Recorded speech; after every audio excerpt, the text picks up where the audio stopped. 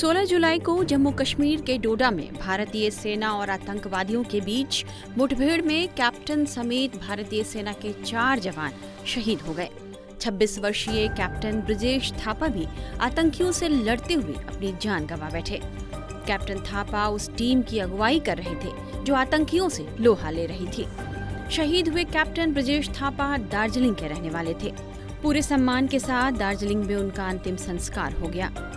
अपने बेटे को आखिरी विदाई देते हुए ब्रजेश थापा के माता पिता का दिल दहला देने वाला वीडियो सामने आया है।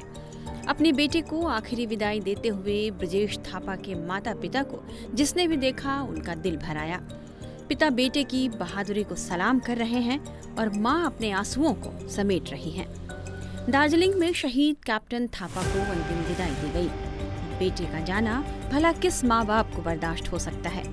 इस परिवार को भी नहीं हो रहा, लेकिन वे अपने आंसुओं को थामे बेटे की शहादत पर गर्व कर रहे हैं, क्योंकि बेटे ने देश पर अपनी जान को न्यौछावर किया है।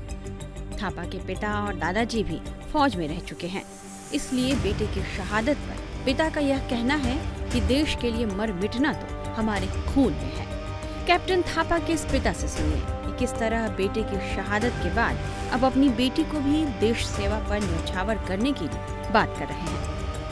नहीं, हमारा प्लानिंग ऐसा कुछ नहीं है। अभी जो है मेरा बेटा जो मैंने खोया है, हमने सबने खोया है, अभी उसके याद तो हमारे पास रहेगा ही। और बाकी जो मेरे बेटी है, बड़े बेटी, वो उसको हम उसके तरफ हम कंसंट्रेट करेंगे और वो उसको अच्छा करने के लिए उसको भी हम बेटी को भी हम मोटिवेट करेंगे कि वो अच्छा करे और वो भी किसी न किसी तरह से देश का सेवा करने का उसको भी हम मोटिवेट करेंगे। वो वैसे भी वो है, वो इंटेलिजेंट लड़की है, तो वो अपने भाई के याद में वो भी कुछ न कुछ करके दिखाएगा, मैं जानता हूँ। जैसे मैंने पहले भी किसी और को बताया, मैं भी फौजी हूँ और एक्स फौजी हूँ। मेरे पिताजी भी फौजी था और मेरे बेटे भी, हम 3 जनरेशन में, तो हमारे तो एक खून में ही है कि ये देश के लिए आखिरी दम तक, आखिरी बूंद खून तक ये देश के लिए काम करना है और हम इसके लिए हमने कसम भी खाया है।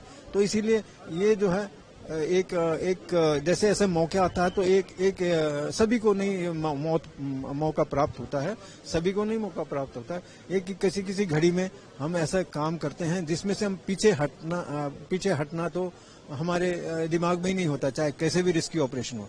तो इस तरह से जो है मेरे बेटे ने जिस काम किया है, इससे मैं बहुत प्राउड फील करता हूं कि वो पीछे नहीं हटे और लास्ट मोमेंट तक जो है उसने किसी न किसी तरह दुश्मन पर जो है अपने उन टेररिस्ट पर वो भारी हुए और वो उनसे लड़ाई लड़ते रहे।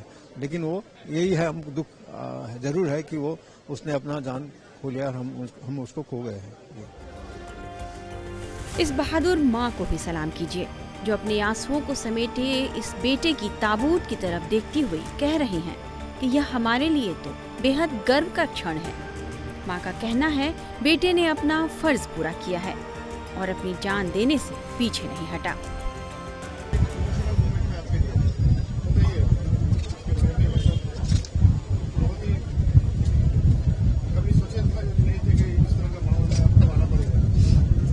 तो फ्रैंकली स्पीकिंग ऐसे कोई नहीं सोचता है कि अपने बेटा को ऐसे आके ऐसे दे, क्योंकि हम लोग तो और को देते हैं, कभी हम अपने लिए तो कभी नहीं सोचते ना। But what ever it is, it's a very proud moment for us. And plus उसने अपने देश के लिए इतना, अभी जो भी है, इतना देश के लिए अपना जान दिया है, तो सभी यंगस्टर्स को कुछ सीखना चाहिए, है ना। अगर फिर अभी ऐसे, क्योंकि अभी आपको पता ही है कि आर्मी में कुछ ज़्यादा नहीं आना चाहते, all they go for cooperative office और समथिंग, तो एटलीस्ट ये सब देख के उनको हौसला मिलना चाहिए देश के लिए कुछ करने का, ना। ब्रजेश थापा 2019 में आर्मी में शामिल हुए थे। 2 साल के लिए उनकी तैनाती 10 राष्ट्रीय राइफल्स में हुई। भुवनेश थापा के पिता ने बताया कि उनके बेटे का बचपन से ही सपना सेना में जाने का था। बीटेक करने के बाद उन्होंने सेना में जाने को चुना। 15 जुलाई की रात जम्मू में सेना को यह सूचना मिली कि आतंकवादी जंगली इलाके में छिपे हुए हैं। कैप्टन थापा को इस ऑपरेशन के लिए वहां भेजा गया। कैप्टन थापा की अगुवाई में ही सेना की एक टीम वहां पहुंची और आतंकवादियों के साथ मुठभेड़ शुरू हुई। आतंकियों की गोली से कैप्टन थापा समेत 4 जवान घायल हो गए और 16 जुलाई को उनकी शहादत हो गई।